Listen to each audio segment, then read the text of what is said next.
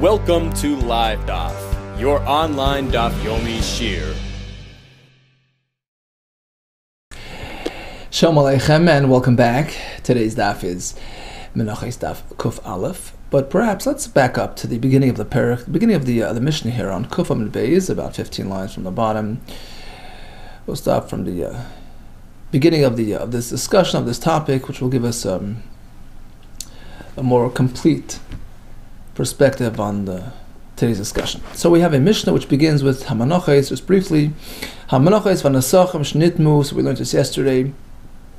We have mincha material or nesachim wines, which had become tamei shnitmu before they really got the higher level of kedusha. So as we discussed yesterday, there are two levels. In general, there are two levels of kedusha regarding carbon materials. We have something called kedushas damim. It's monetarily kaddish, as per its value, so it belongs to Hegdish, but it was not yet placed in a kli sharis, in a holy vessel, to give it that added level of kedushas haguf, of inherent kedusha. So typically when something is merely kedushas damim, it's monetarily kaddish, that allows for pidyon, allows for redemption. You can switch it out, transfer the kedusha onto money, and then use the money to purchase new material, and use the old material for yourself. Typically when something arrives at attains the higher level of kedushas haguf, for instance, once something is placed in a kli sharis, that endows it with a greater level of kedusha. Now it becomes inherently kaddish. It's en route to the mizbeach. It's already relating to mizbeach. It's mizbeach carbon material. It's inherently kaddish. That doesn't allow for pidyon. We have one exception, of course, which is an animal. Although an animal is deemed kedushas haguf, once you have magdish the animal for carbon, it's fit for carbon. It doesn't have to go into kli sharis to become kedushas haguf. Nevertheless, if it gets a mum, it gets a blemish, the pasuk clearly, the Torah clearly provides that option of pidyon, of redemption. You could switch it out and replace it with another carbon. But in general, pidyon only applies to kedushas damim, not kedushas haguf. Says the Mishnah, Menachos v'nesachim shnitmu. You have mincha or nesachim material which became tamei. You want to switch it out? Can you? Actually, before it got that added sanctity by being placed in a kli sharis. So at this point, it's merely a limited level of kedushas damim. Then yeshlam pidyon. Sure, you can be paid. However, mishakichub kli, once it was inserted into a kli sharis and it acquired the higher level of kedusha, inherent kedusha, yeshlam pidyon, it can no longer redeem it. Continues the Mishnah. Ha'ifes. There are other items as well which don't allow for pidyon. Ha'ifes, bird karbanos, va'etzim, firewood for the mizbeach, va'lavoina, klei sharis, the actual klei sharis themselves, even mishanitmu, even if they became tummy, you want to switch them out, einlan pidyon, you can't do that. Why shall I never pidyon al behema? The Gemara will explain item by item why you can't, and the Mishnah actually concludes with an interesting point that other than a behema, which although it already has kedushas haguf, will allow for pidyon if it becomes blemished, as the pasuk clearly allows, we'll see later. But other items which have acquired the higher level of kedushas haguf, cannot be transferred or redeemed. Amar Shmuel. So we speak about kedushas damim allowing for redemption. So the question is, why is he redeeming it? Why is he switching it out? Why is he transferring it? Did it become tamei? Did it become deficient? Or is it just that he'd like to use this material for himself and switch it with others? Amar Shmuel, yeah.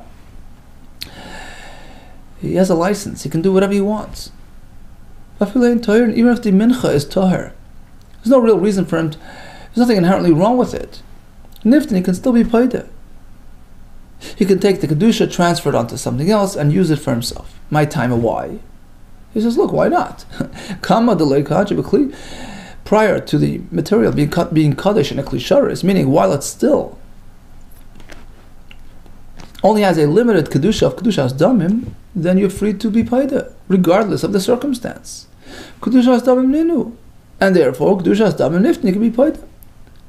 Ask the Gemara, what do you mean? But the Mishnah clearly speaks only about something which was tamei, but nitmut not. Mishnah clearly indicates that pidyon is only as a result of it becoming tamei and disqualified. No, the same would apply even without the tumah factor. It's not a prerequisite, not a precondition for allowing pidyon. The reason why the Mishnah even mentioned Tumah, it was simply meant as a counterpoint, to contrast to the next part of the Mishnah. Since the Mishnah was going to proceed and tell us the contrast point, that Mishnah Kitcha B'Kli, when it's only Kedushas Damim, you could be paid, but once it's Kitcha B'Kli and it got elevated to inherent Kedusha, Eilan Pidyon, you can't do Pidyon, and the Chiddush there is that Filo Nitmu, Namilo, that even if it became Tameh, which would be, legitimate reason for Pidyon, no, you can't once it arrived at that level of Kedusha. So since the Mishnah wanted to highlight that halacha, Tani Nami Reisha, on account of that, the Mishnah initiated with a reference to Tumah, that Shenitmu, that it became Tameh, and actually Kitcha B'Kli, before it became Kitcha B'Kli, it could be paided, but it wasn't really needed for its own self. Halacha, it was just meant as a lead-on for the counterpoint. That even if it's Tameh, you can't be paided once it arrives at the higher level of Kedusha. Says the Gemara, that also is obvious. It's not really needed for its that halacha, that point is self-evident. Pshita, obviously. Kedusha Saguf Ninu.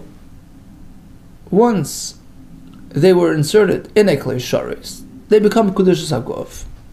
And of course it can't be paida. Look, it's simple logic. Pidyon only applies to something which is monetarily kaddish. So it's about the value, so you transfer the value, but something which is inherently kaddish, you can't switch it out. No, says the Gemara, it's not so simple. Perhaps I would think you could. Because if it becomes tamei, it's like an animal that got blemished, which the Torah clearly allows us to switch out. So perhaps mincha that became tamei, even if it was kedusha zaguf, like an animal which is zaguf and still going to be paid. So the fact that it became tamei, it's like blemished, and you couldn't switch it out.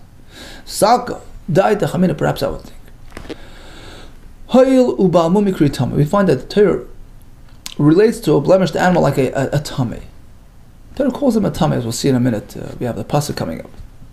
So perhaps these terms are interchangeable. Tamei nami. Likewise, a mincha which became tamei is like a blemished animal, and therefore, even if it's kedushas haguf, like the animal is, you couldn't be paid. Va'avagav the kodesh kedushas haguf. So just like by the animal, which is already kedushas haguf, that's the way it is, because it doesn't need.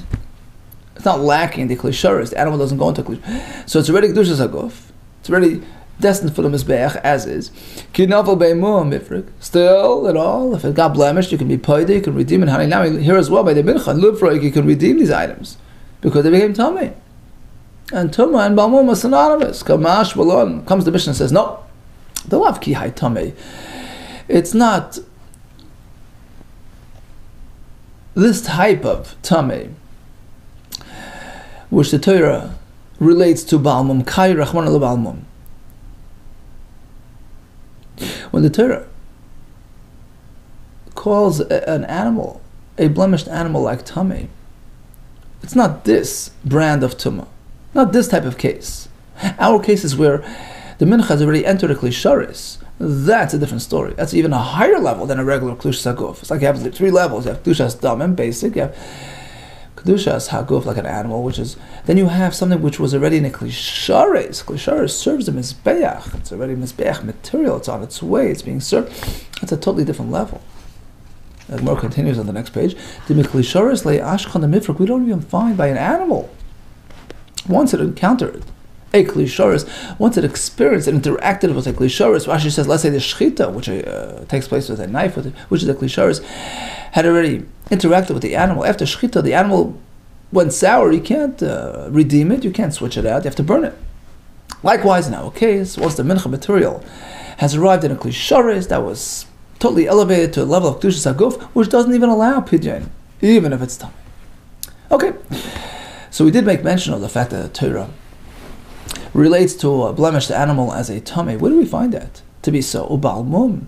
A blemished animal, heicha ikri tamei. Where does the Torah call it a tamei? The sound we have a brayso which quotes a pasuk. Vim kol beima tmeya, a beima tmeya shalo yakru b'menu kol Hashem, which can't be brought as a carbon. The pasuk continues that you switch it out, that you redeem it. Now beima tmeya can be an elephant, can be a donkey. No, bebalei mumen. We're speaking about kosher animals that were blemished, and they were called tamei sheniftin, which allows for pidyon. But that's the topic in the pasuk. You're insisting The Torah is now speaking about blemished animals being switched out. Perhaps the pasuk is speaking about a non-kosher animal, but not about. But that's already covered in a different pasuk. When the pasuk continues, so a behema tmeya switched out. So that's you redeem it. So that pasuk relates to an actual non-kosher animal. If you magdish it, you redeem it. So what's the point of the other pasuk? So what's the point of the first pasuk? Apparently, it's speaking about a kosher animal which happens to be blemished, and the Torah labels it as tmeya, disqualified. Okay, so now we learn that a behema, which is kedushas haguf, behema Torah, which is meant for a carbon, gets a mum, could switch it out. It gets sort of downgraded, allows for redemption. No. What type of blemish are we speaking about? Yachal, perhaps you can redeem them. Even for a passing blemish. The pasuk says we're speaking about an animal which is permanently disabled from being brought as a carbon, which means it has a permanent blemish, which makes it unfit for all time. Only an animal which cannot be brought at all, as opposed to an animal which has just a passing blemish. Although you can't offer it today, but you could after it heals. You can do it tomorrow, and therefore it does not qualify for pidyon. Okay, now let's refer back to the beginning of our sugya. Shmuel issued a statement, a big chiddush. Items which are merely kedushas damim allows for pidyon even without much of a legitimate, reason. Even if it's tar, you can switch them out. We have a question on that. Moisiv Rav Huna bar Monai. I had a question on Shmuel from a part of our Mishnah, which we just learned. So the latter part of our Mishnah presents a listing of items which don't qualify for pidyon, right? Ha'ifais, bird karbanos, va'etzim, firewood for the mizbeach, va'lavayna, the spice, va'krishares. Shenitma, even though they became tamei, ein lo in pidyon, you can't do pidyon. Shalei never pidyon, el behema, you can only buy behema. Now, let's try to analyze, case by case, item by item, what's wrong? Bishleima ha'ifais, kedushas haguf ninu. I understand why you can't switch out a bird, because a bird which is in itself destined for a carbon, it's called kedushas haguf. And even if it gets a mum, you can't do pidyon. Why? B'lei nemar el behema. We only find that the Torah allows a behema, which is a balas mum, to be switched out. Okay, so that's checked off. I understand. But what about the other items? Ela eitzim, ulavayno, kleshoris, livruku. Why can't you redeem it? Oh, apparently because typically even kedushas hadamim cannot be switched out for no legitimate reason, just like that. So when they're tahor, you can't be paid to them. It must be mishum de tahor ba'amu. Typically items which are tahor, and if you can't switch them out, that's why these as well, eitzim, lavayna, kleshares. Since there is no real legitimate reason to switch them out, that's why you can't do it.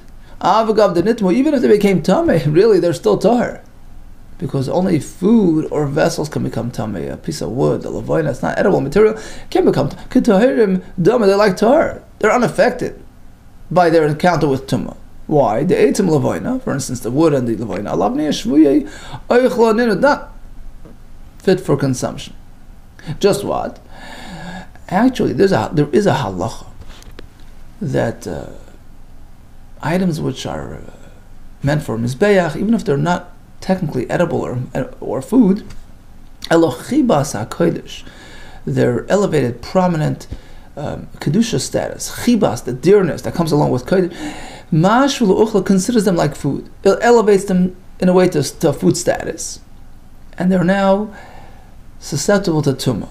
However, only once they become fit for hakrava. So when it comes to the firewood that we're talking about, that's not yet fit unless it's sanded down and prepared for the mizbeach, the eitzim. So the firewood that we're talking about, kamo, as long the loy as not mishapu, that he smooths them out, sands them down, the gzirin into blocks, into appropriate sized and shaped and fitting for the mizbeach firewood, loimes kasher, they're not going to be susceptible to tumah. So even if they touch tumah, they stay tar, they're immune. And levina nami, levina as well. Kamed loy kitcha b'kli, before it was put in a kli, in preparation for Akrava, B'Kli Sharis, Lo Miskasher is not going to be susceptible to Tumah. So even if they should encounter Tumah, they're immune. And that would explain why you can't be paid, because you can't be paid something which is tar. In contrast to Shmuel's halacha. And next would be the Kli Sharis, Nami, there as well. Even if they did become Tameh, as the Mishnah speaks about, something which is Tameh, but it's not permanently Tameh. Hoyel v'islu tar b'mikvah, since you can just throw the Kli Sharis in a mikvah, it would become tar. So we disregard the temporary Tumah status that it's experiencing. So bottom line is, if we don't go with Shmuel, Shmuel says that Kedushas Damim could be nifta even without Tumah, even if they're tar. How does he explain the Mishnah? Which seems to say that items which are Kedushas Damim, Eitzim is Kedushas Damim, Lavoina is, and Kli Sharis as well, by the way, it's an ironic, because Kli Sharis is what gives Kedusha to the content within it. So it elevates its content into Kedushas Haguf, but it in itself, the vessel in itself, the container itself is Kedushas Damim, is just like any other possession belonging to Hegdish. Very interesting. So it can give Kedushas Haguf, but it in itself is merely Kedushas Damim. But in any case, you can't be part of these items because there's no reason to. They're not Tameh. The Eitzim and Lavoina at this early stage aren't Tameh, and the Kli Sharis can be cleansed of its Tumah. Apparently. Unless something is really disabled and unfit for service, something which is like Tameh that can't be fixed, unless that happens, you can't be Paida. That's not like Shmuel. Says the Marloi, no, I can still insist. Like Shmuel. Toirim ba'alma niftin. Typically, item which is Kedushas Damim, even if it's tar, you can switch it out. So why can't you buy these? These are special, unique, scarce items. And due to their scarcity, Chachamim don't allow you to switch it out. Once we have it, they don't let you take it back home. These items aren't really commonly found. To find, good Lavoina, to find Kli Sharis. So once these things are committed to the process, they have to stay here. Bishleim Lavoina, Ukli Sharis, I understand Lavoina is something hard to come by, Kli Sharis, yeah. Eitzim, but wood? Local forest. Eitzim Mishkech Sheikh, you can find them all around. The answer is no. High quality wood is hard to come by. Eitzim Nami, even by wood. Kivendom, as we learned, it has to be unblemished without worms, Kol Eitz. Any block of wood, Shenimtza by Telas, where a worm was discovered, in the possibly you can't use it, Legabe Mizbeach. So therefore, Hilkach, therefore, Lishchich, they're not so commonly found, not so accessible, and therefore, Chachamim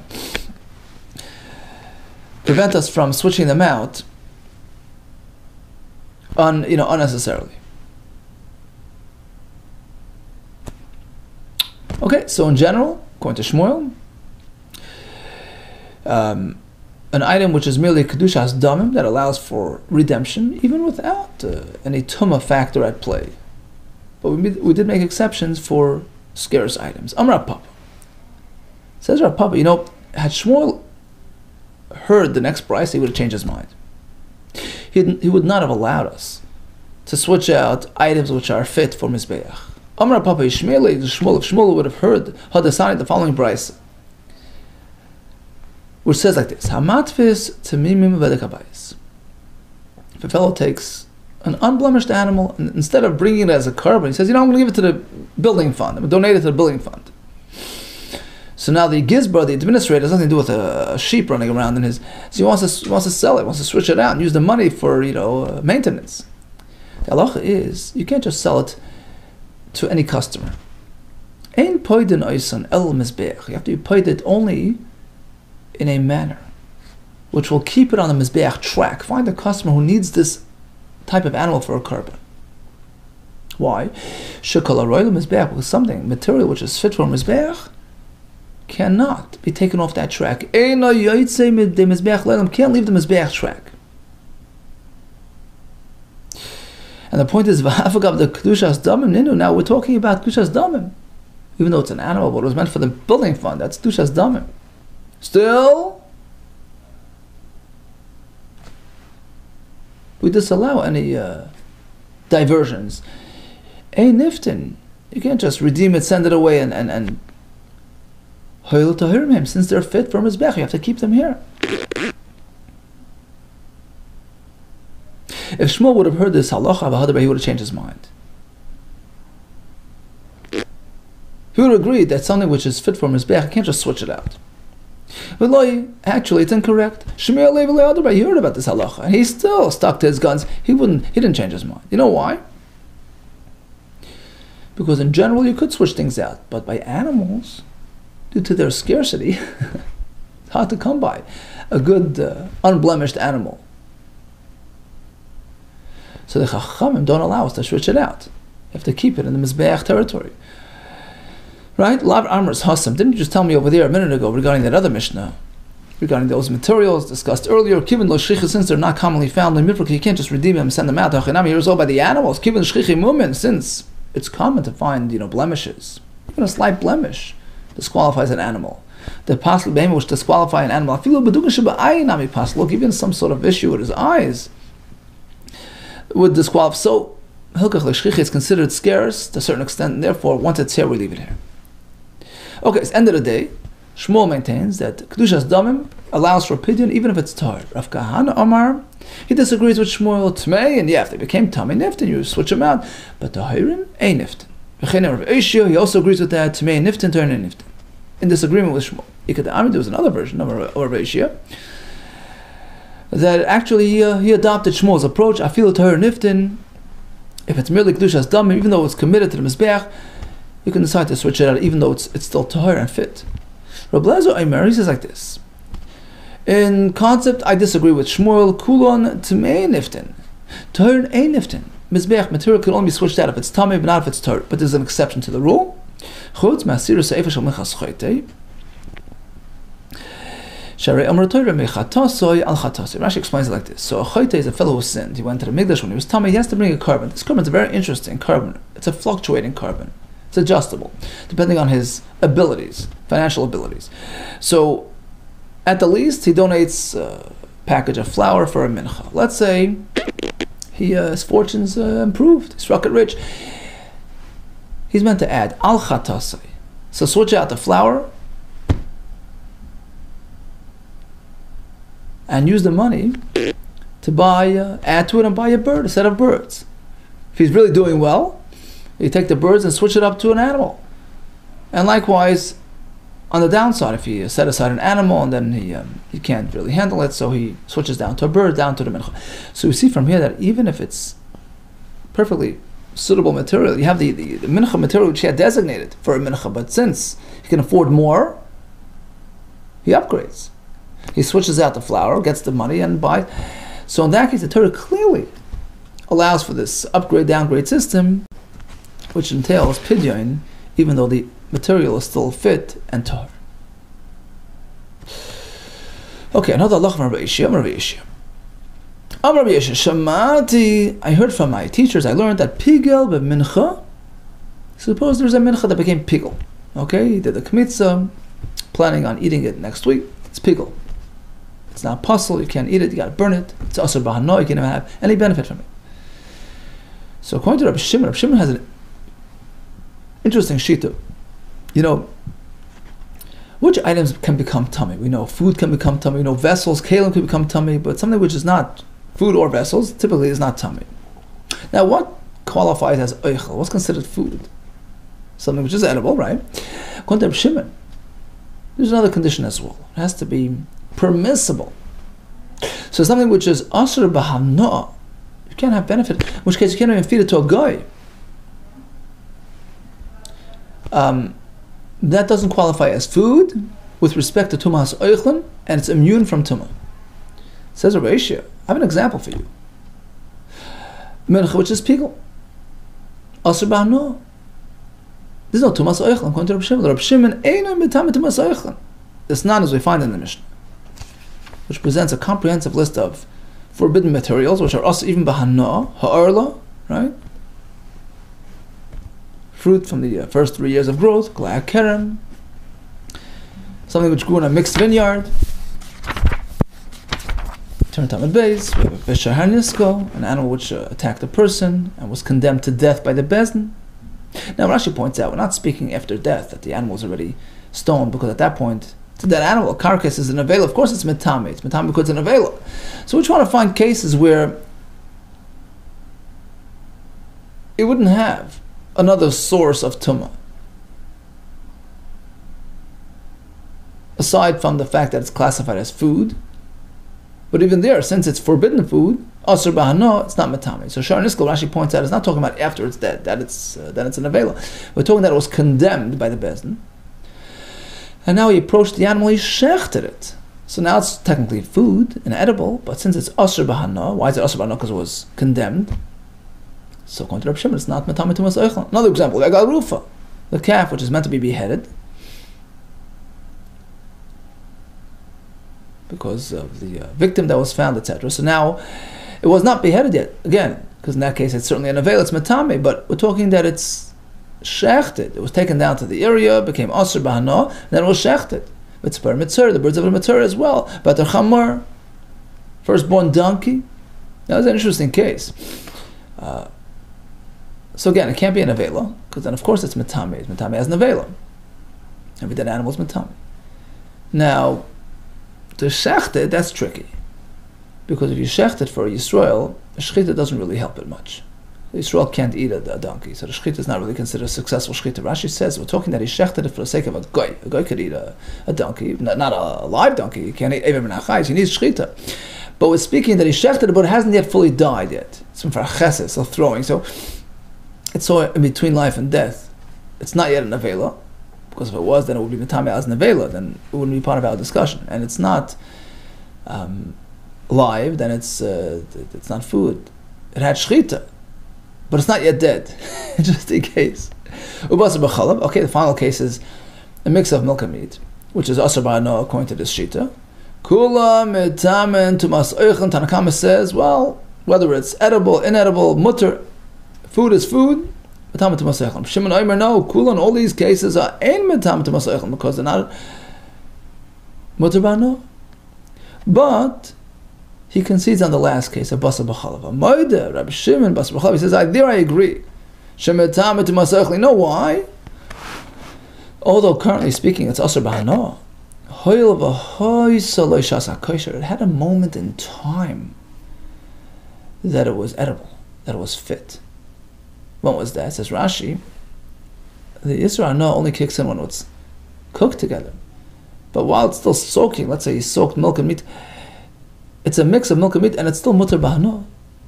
That's the moment in time where it was still suitable, shasa kosher.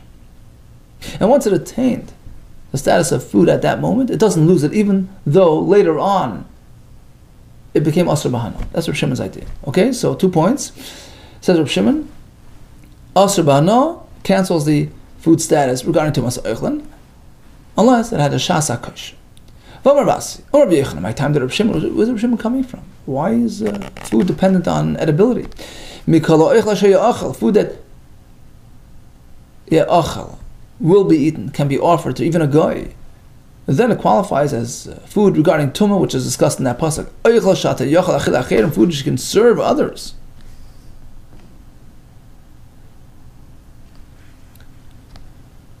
Then it's called korei oichel. But oichel, food which is asur bahana, which you can't really serve your guest, you can't have hana from it. You can't even serve it to a guy. Ein korei oichel is not called food regarding tumas oichel. Okay, fine. How does that relate to us? Because we spoke about a menachos which became pigel, which is also asur bahana. Vaha pigel b'mincha, a case where there was a mincha that became pigel. If he was mefagel the mincha nami oichel she'i ato yochel achil acherim hu asur bahana, so it's immune from tumas oichel and kontrapshin. Ask the Gemara Hachi.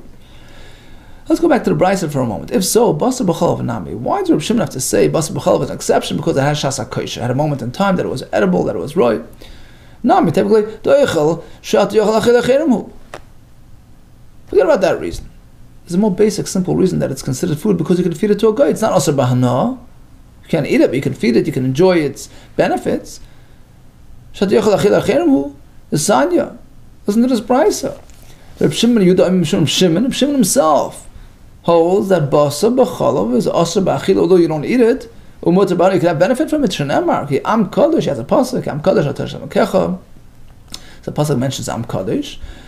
In the context of Basa B'chaloi Savashal Gdi B'chalevi. We have a pasuk elsewhere which also mentions Kodesh V'Ansha Kodesh Tiyumli. That's by the treifa. Basa was the treifa. Don't eat it. But over there's certainly no Isra Hana.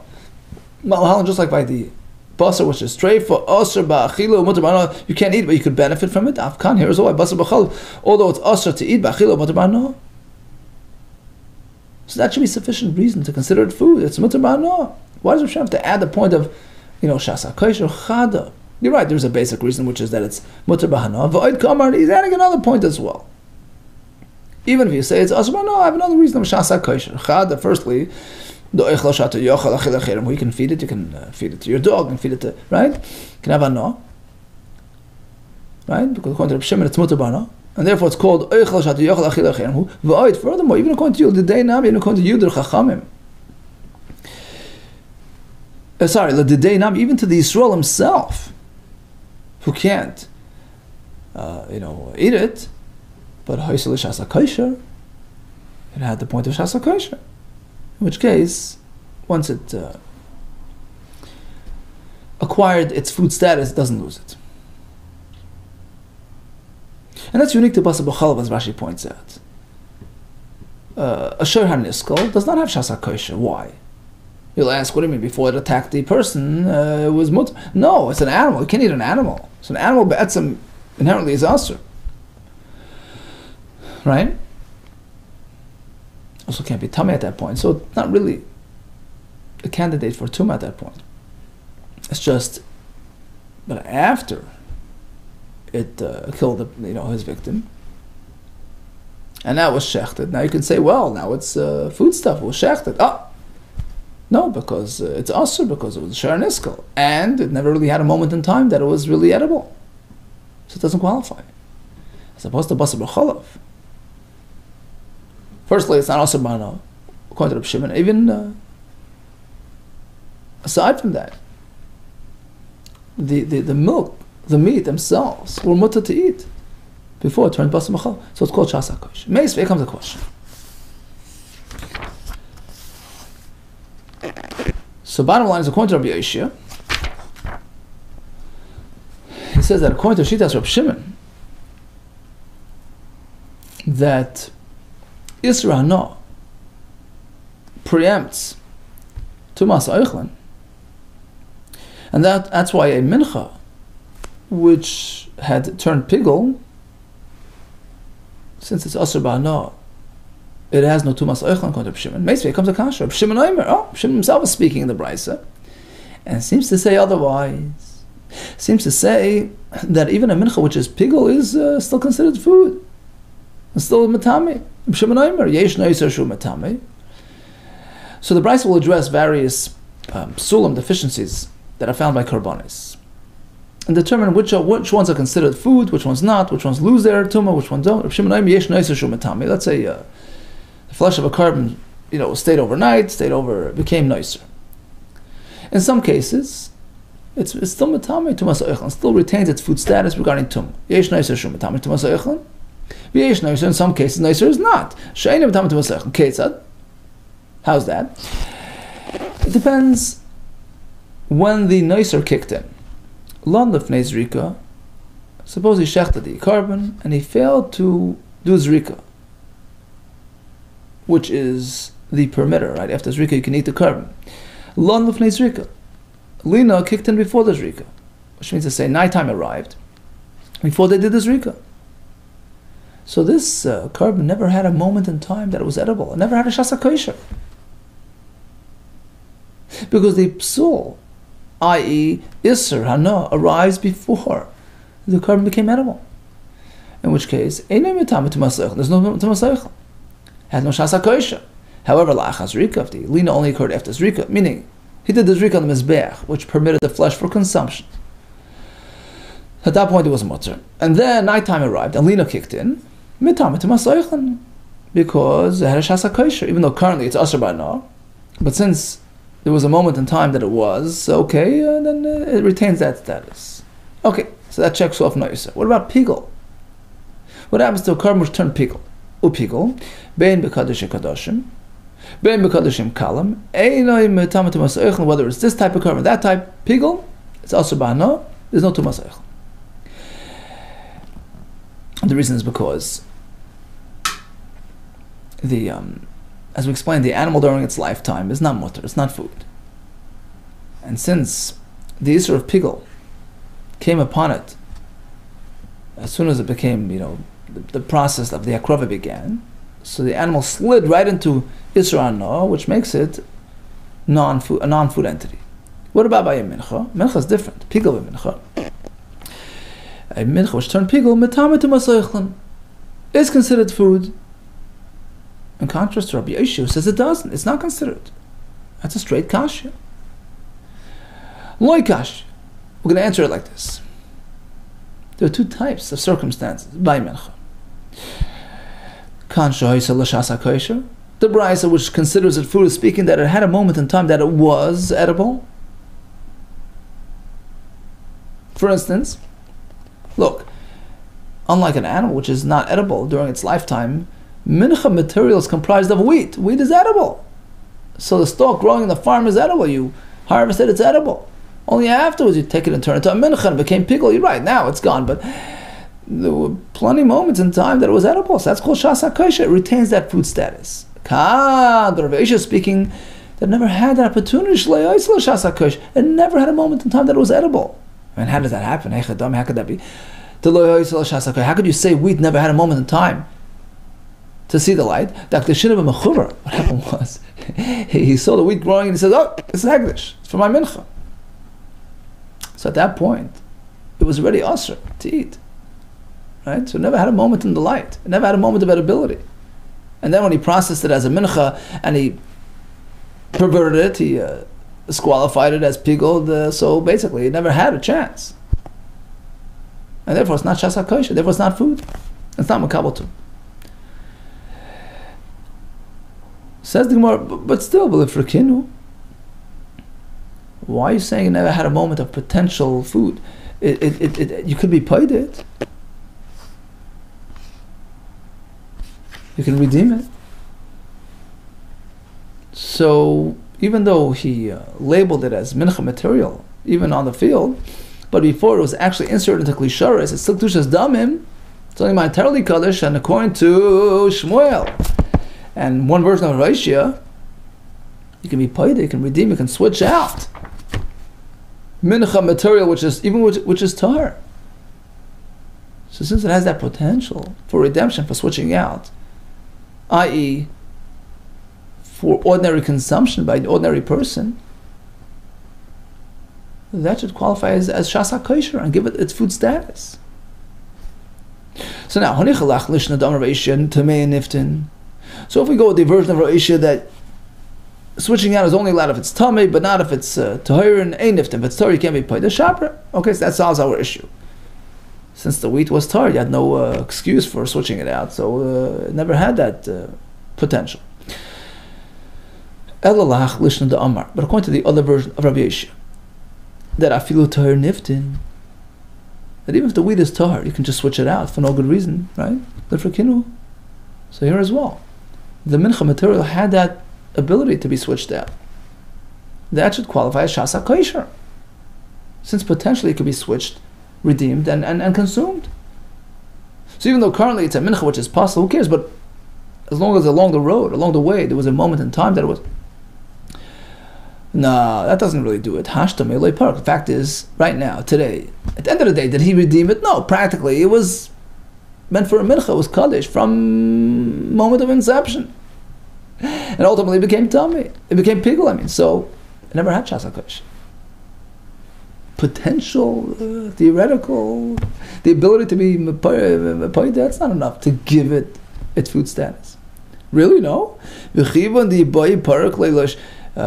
Says, no, but since he could have redeemed it, he has that ability, that should be enough to grant it food status.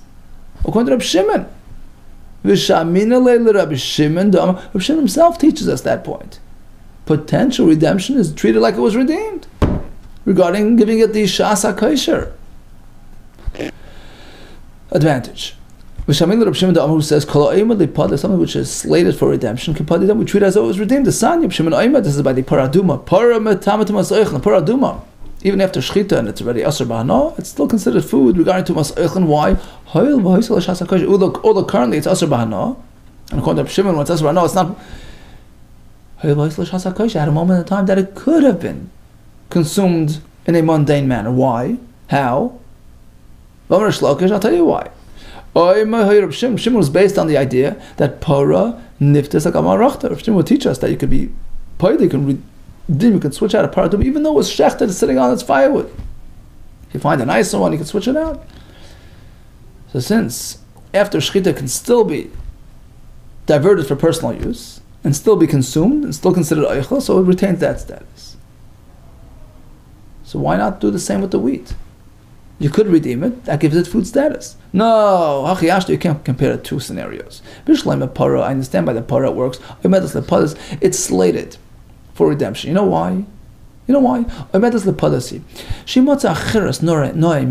Because if you should discover a nicer paraduma, it's a mitzvah to switch it out. So it has that readiness to it. So we treat it as though it was done. But here by the Menachos material, why is there a mitzvah to switch them out? And since there is no such factor at play, so the potential for redemption doesn't grant it food status. Okay. But you agree that if there is a mitzvah to proceed, we treat it as though it already achieved that stage. So I have a question now. Let's move on to the back to that brisa there. Shimon tells us that an animal which experienced lina, a carbon which had lina, which became puzzle, does it lose its food status? It depends. If the lina happened before zrika, the brisa says it never had a chance. Because it was never mutter. Zrika is what permits it, makes it edible, but if the lina, the psul, kicked in before the zrika, so it never had shasa kosher and it's not considered food. Why? The mitzvah lemizrike. The fact is, even before zrika, you're meant to do zrika, and he has the ability to do so treat it as though it happened. It's already ready for that. It's already zrika enabled. That should give it the status of shasa kosher. It had a moment in time that it had that potential, and it already gets that status of food. Uktani, the Brisa insists and says, no, they ain't matame. It's not matame to masoichan. Why? Potential is reality. No, we're speaking that he had no moment in time to do zrika. He didn't have that potential. He didn't have that ability. He shechted a second before sunset, so he didn't even get to the point of being able to do zrika. That's what the problem is. But otherwise, suppose he would have sufficient time to accomplish the zrika. What would happen then? You would say, well, since it's zrika enabled, and he meant to do zrika, and he could do the zrika, it's treated as though it happened, and therefore it's considered shasa kosher, and it's metamet masayichlin. If that's the case, so when the Brisa was looking for a contrast case, why do we have to go find another extreme? Just split this case into two. Instead of going to another case of law, nachas rika, if the zrika happened, then the lina happened, we say it's already achieved its food status. Why go to an extreme? Why do you have to go there? Just split this case into two. Depends if you had enough time or not. Live like vidida. Just split this case into two. The psul kicked in before zrika. What happens? Well, it depends. Was he able to do the zrika? Then it's called shasa kosher. Otherwise, not. But when do we say there's no food here? There was not enough time to do the zrika. Then it's inevitable that it's not considered food. But if there's enough time to do the zrika, since he's supposed to and he could do the zrika, that's called shasa kosher and has the tumasaychel. That's exactly what the Brisa is saying, actually. That's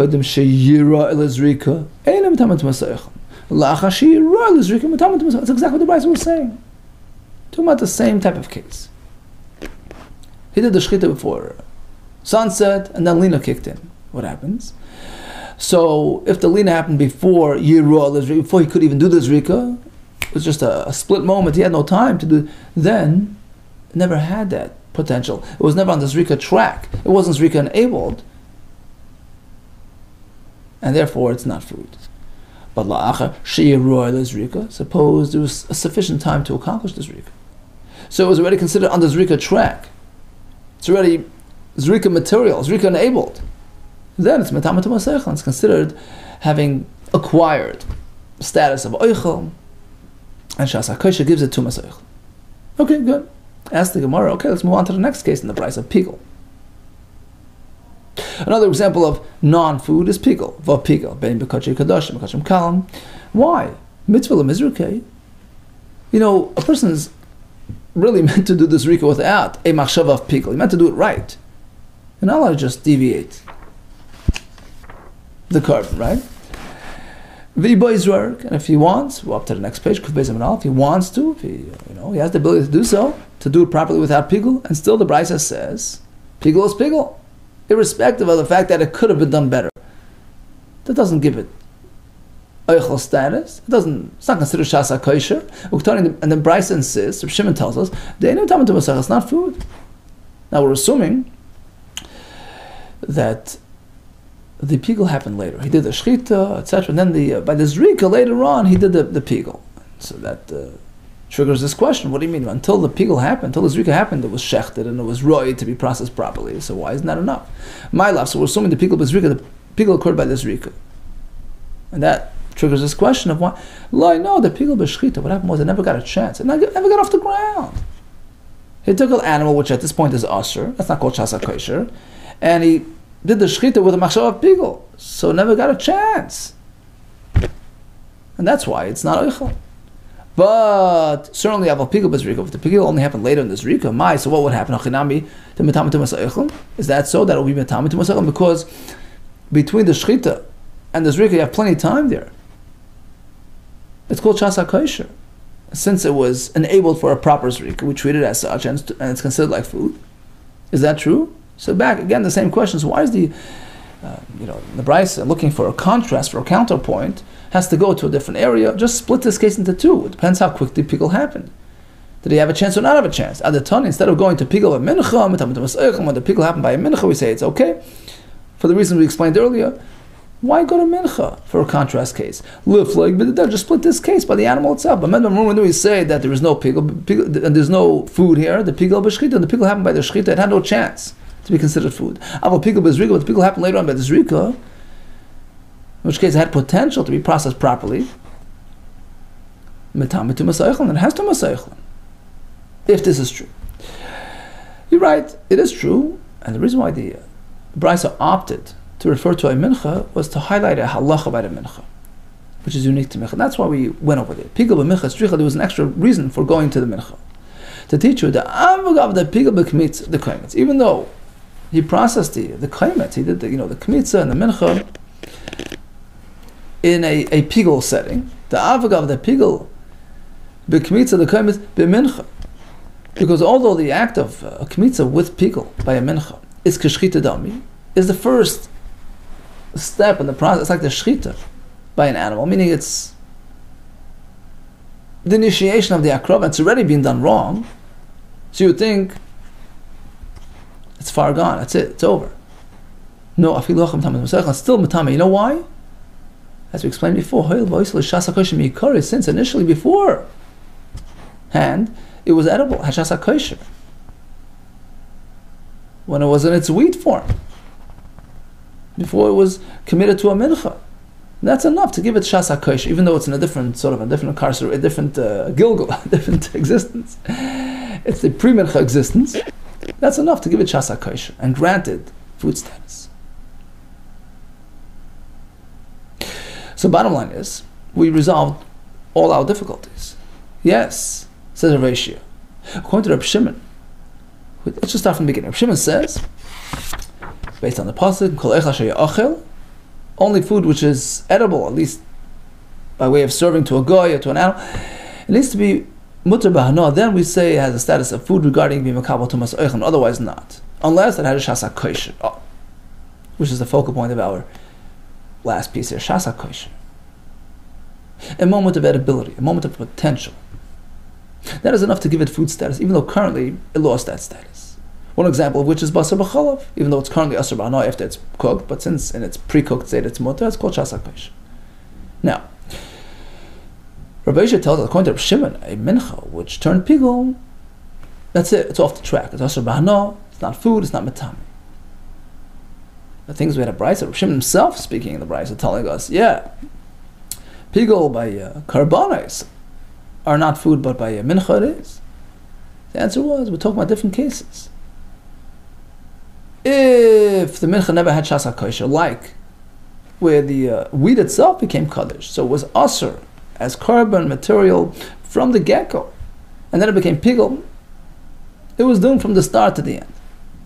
That's Rabbi Yisha's case. Whereas the Brisa is speaking that it was not hugdish b'mechuber, it was perfect, it was mundane material, it was not kaddish until later. So the wheat in its pre-kaddish state is considered shas hakosher. Even though it turned sour later, turned pigul, shas hakosher gives it its food status. What about regarding the lina case? So according to our explanation, it all depends when. How close to shkia was the shchita? If it was just a split second, which didn't give him the opportunity to do shchita, then and it became lina, then it slid right to the isser, never had a shas hakosher. But if there was enough time to do zrika, and since you're meant to do zrika, and it's a mitzvah to do zrika, so it's zrika enabled, and it's as though it's on the zrika process, on the zrika track, it already started that process. It's called shas hakosher, and it's considered food regardless of the fact that it became pasul later. Rav Ashi, says the Gemara, I presented this whole presentation to Rav Nachman, but then I added afilu table on mamish, even if you're going to learn the brisa literally, not the way we learned earlier. That if lina happened before zrika, even if there was enough time to do the zrika, but it didn't happen, there was no zrika. He did the shechita at 3 o'clock in the afternoon. Lina showed up, right? Sunset, it stayed overnight before the zrika.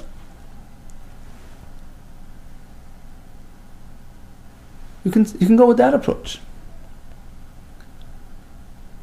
So even if there was potential, there was enough time to do zrika, it doesn't matter. It doesn't acquire food status. And regarding the case of pigul,